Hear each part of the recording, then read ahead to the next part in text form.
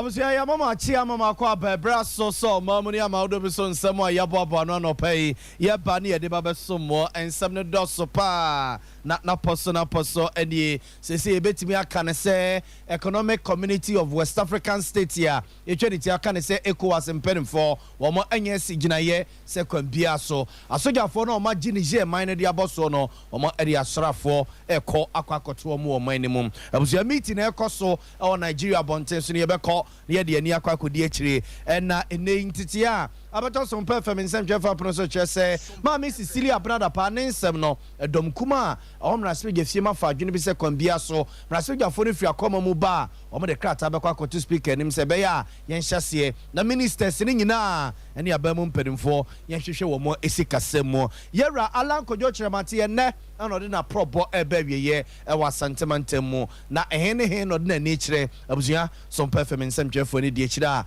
I'll pay the moon somewhere Bremo way, and Afro Pinoa and Yakesi and Yanni Sekasia baby a Wubiano and I'll pay ye Bania Diababa some more. Medin Eddie and I abo Malibia Bogabs and your bray, nothing some young Kumonkasa and Fra Emamo. Yet the most chassis Eddie free ECOWAS and penning for Atana ye. Na economic community of West African states here. If Jenny can say ECOWAS and penning for or more AN Shemubi our Nigeria Bontes. So Nina and Yakoso Niger Bontes or Niger so ya for Jemina Bosso not be seen there. Now watching ECOWAS and penning for them. Wouldn't summon some for minor and Kosha de Shen in Semno as a soldier for ye Tintino and I'm Suma ECOWAS a mamma penning for Nina Eco put to Prince Mu Nigeria Bontensua or Major Siena and they say Omodi a soldier for Quacotua a soldier for Noa a one Niger Bontenso no Macaco Joe minded the from some as I saw Ediama de Sieno. And I'm super ECOWAS and penning for Sre, Omunian African Union, AU num some enter or Machisa Baye,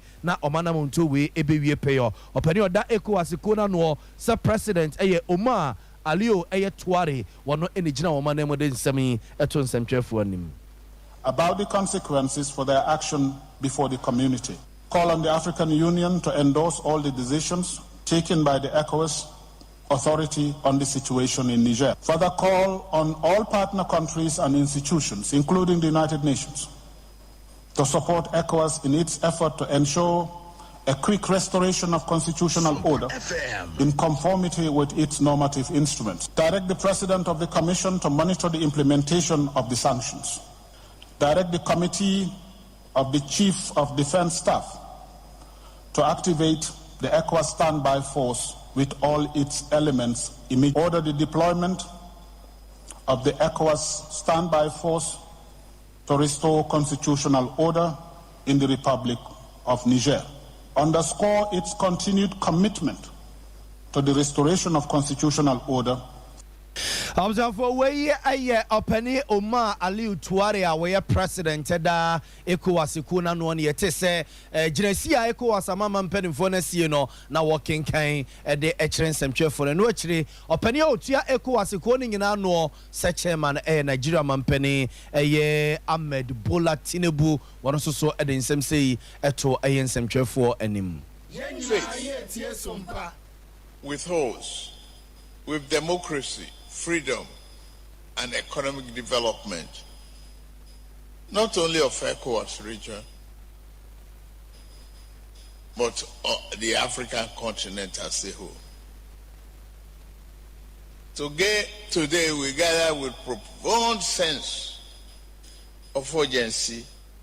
and firm determination, building upon the commitment made during our first extraordinary summit on the grave political crisis befalling our sister nation. During that initial meeting, we voiced our solidarity with the people of Niger and their democratically elected president, His Excellency Mohamed Bazoum, by condemning the military takeover and the unjust detention of their democratically elected president and other officials. As you may recall, we called the junta to rescind the decision of them toppling a democratically elected government. We proceeded to impose sanctions with the hope that this resolute measure will serve as a catalyst.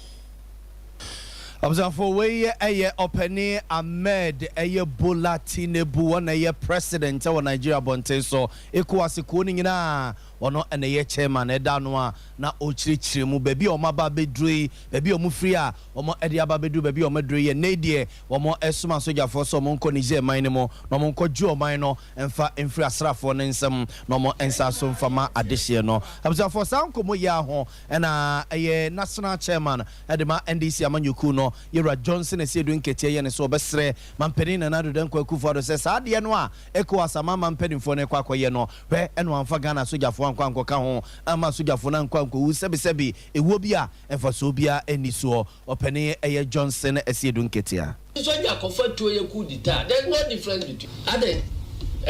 e say woni nipa o ma ko trans say ye the intervention force alasa watara tema Francis soja for be pamo but I didn't try kunya so constitution no ma ho kwan say obi a wadi more than 70 years as a sort to abanobi we say change na man special dispensation no ko to be na okoba ko okogina be ye president no wa ko 3 times I change the constitution no that is they could be turn chance or no right to say or no kokogina Niger e can say Niger for say and say mamunti sama by. No, I'm saying, sir, if you know what is happening there, you will not condemn them in their circumstances. ECOWAS for a per se stop pukua and intervention or they are going to try to take action to protect themselves. After way a national chairman demand this Yamanyuku Yera Johnson and said don't get any attendant and the ECOSO ECOWAS amama mpeni mfupu to pro what among CMA what among a Nigeria Bontenso and I'm some more message na ye second biaso or more area soja for a Conija Bontenso na o minua a soja for Nadia Kentenso no one of Makwa GDF through among some watches so besre Mampenia Kufuado Serrara and one Yanagin so the Ghana soja for Kwako Kaon na last any watara what here no ya now know what the 8 years you say 10 years with someone where the what's our Kwako team or minor constitution Nasa no esa so di president biu eno de ECOWAS mpenimfo hui na za soja for sorry a mozie montiase ene ye de soja for to no mo na yaba bejo ma ne de afiri mo nsem wei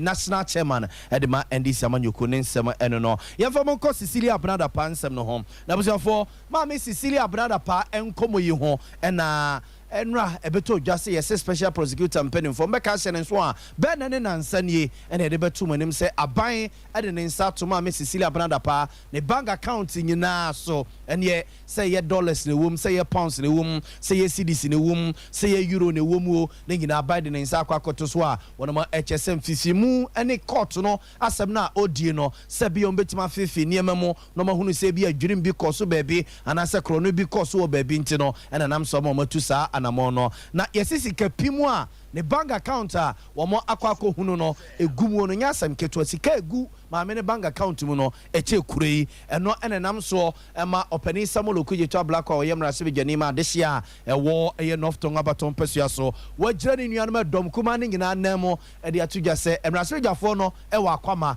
odonfo ya dom no mu firi akwama ne mu no mo ba se kredi mu a ade o mo beye ene so mo de krata kwa akoto mra se bigafiem chame ne nim se nani kire ya ministers no ene abadwuma for no yanko hwe musika sem na bebiri no a jamasike sunsumo mu fie enya asem ketwa. Terrible day for politics in Ghana, and I really worry that this will have far-reaching consequences on the entire political class,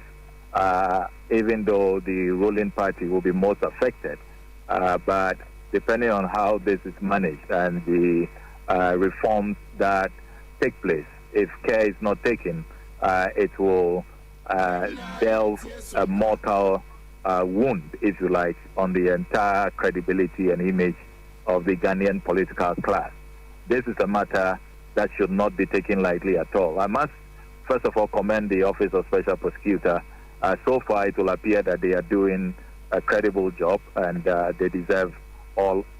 our support.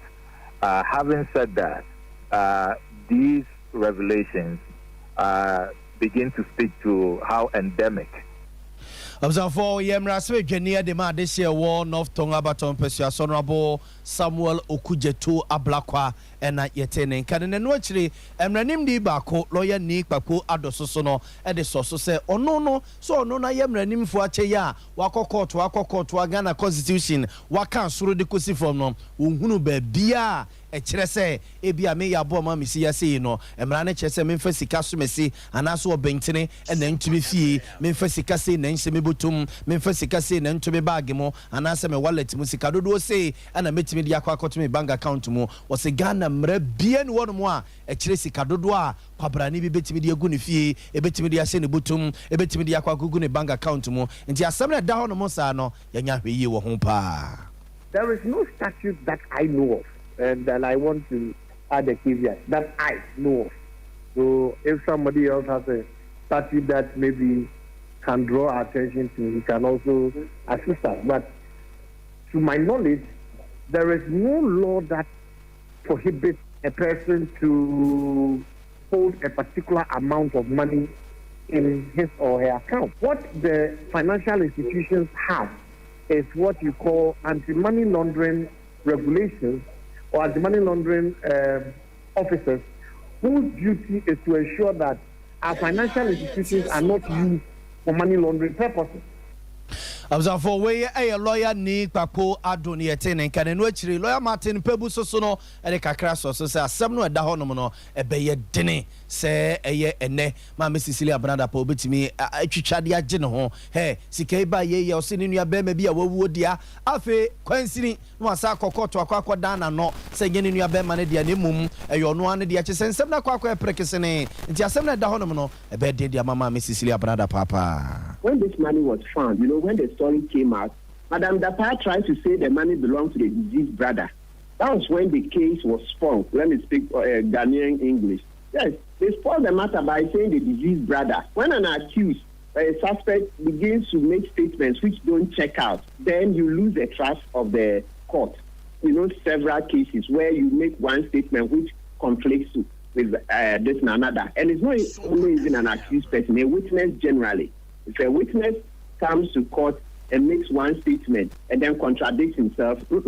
of course there is room for minor inconsistencies with dates, etc. But this one is serious business. Madam Dapa, who owns the $1 million? Then at first you say, oh no, it's not mine, for my brother. Then when the widow said the brother is dead, the deceased brother's widow is now threatening to sue, has engaged lawyer William Kusi, who is preparing to sue. And that's also been published.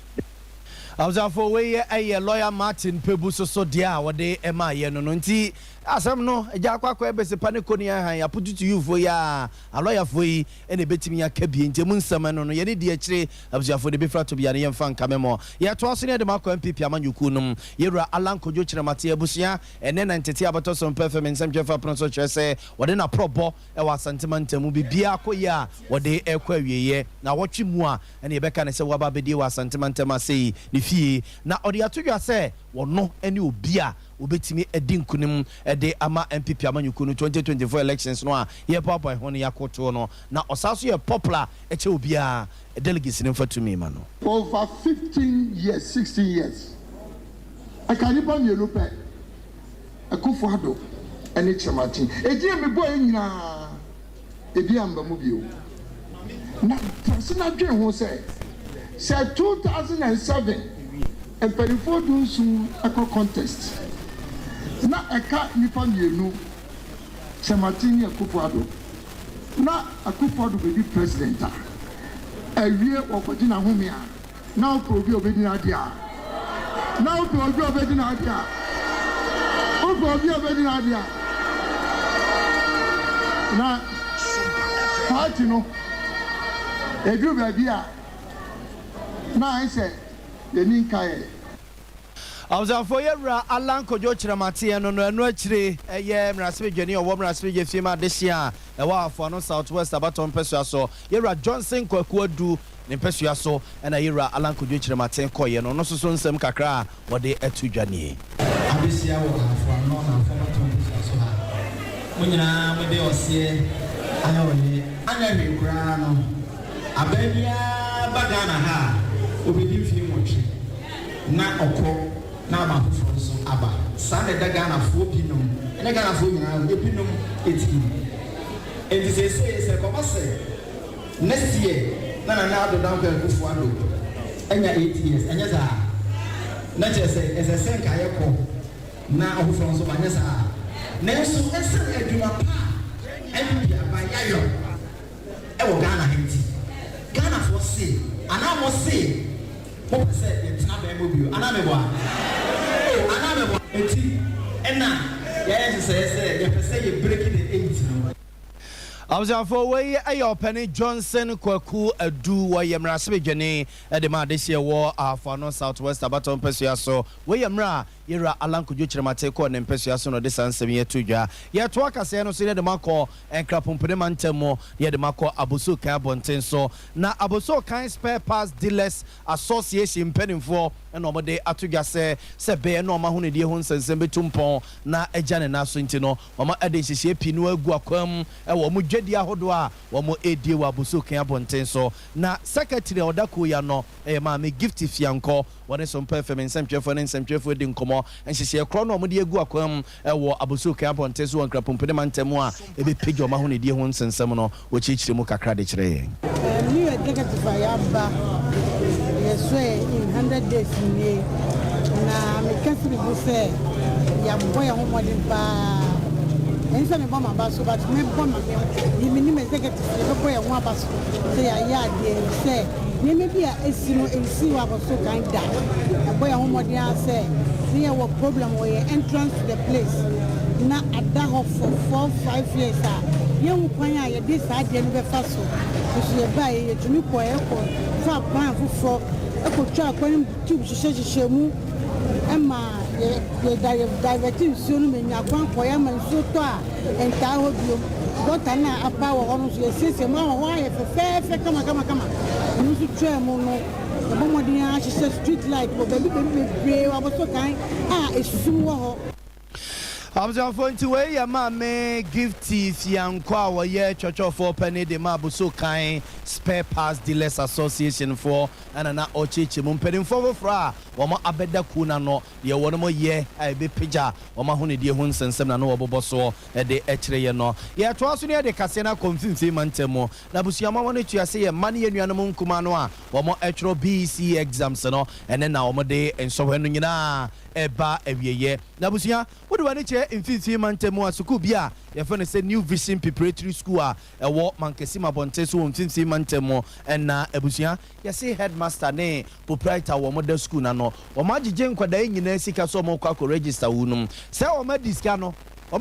o wo man ko register nkwada no ewi ase no na wo mo ema nkwada no fake index number nti nkwada no duru hono mo ko akotro BC exams no na wa campaign for katro mo say hey mo de am index number na ekrakra mo no eye fake o mo de ye adwuma enyeye ye ma mo kwa ma mo de twira enyeye emnam so chese afi ne duru baby na nkwada no ebi su obi tie me bi kam na je say abamubuo aba na mpedimfo binom na ba mu be ye nhyehyɛ ntempara so ema nkwada no o mo timi ma kwan mo ekoko twurutwuru bi na nkwada ne nsɛm a Oma editu ye nimo eni. If you want to enjoy Winky, and I'm going to me and draw. You can put me over petrol, ma'am. Yeah, it to me actually a first.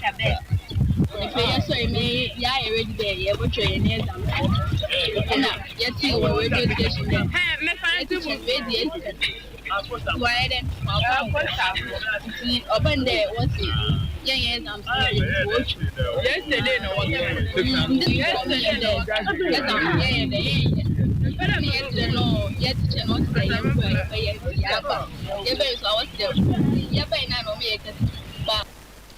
Abzafo nti we ayan kwada no omo New Vision Preparatory School wo mankasim mfimfi mantemu a wo mo eko mankasim senior high school exam center ono mo so mo kwa kotro BC exams ni bi ase proprietor and headmaster di o musika no man register wunum na edu akiriche sempanifo bi na ba mu be paper chewansa na ye makwa mo matima kwa kotro papers na bi na omo maame no mo a wo tutu America co school hono mo so no edin sem say to gase headmaster no be bi o tebia so anfo musika amre wonu mu a ene o mu diduabo beja no kwan yan fan last year ne papa oye the same problem here this year you will ya ojiji mo fan o ska wa register My sister de me never no control Cape Coast. Still ample, one said they miss Kachi am at the front or school. But this year, never know so by 100 school this year so the same or a new vision or my case and our papa naji mo friend me me make almost 6 million double register me ba no school and register ntineda nipa no o hwe mo friend wo school ho mo register na o friend dem me ba no one register nti awofo no pay yin na ayambra na nkakra nkra ye de ba school anti mamo ti wo costa ya ba ti wo school na papa ye and man no ye nti wa na me ti wa san wo gye sika foforo before in the church na ansa na mo friend wa register mo school wa nti sika obi agudulu tia ne de ma ame adwama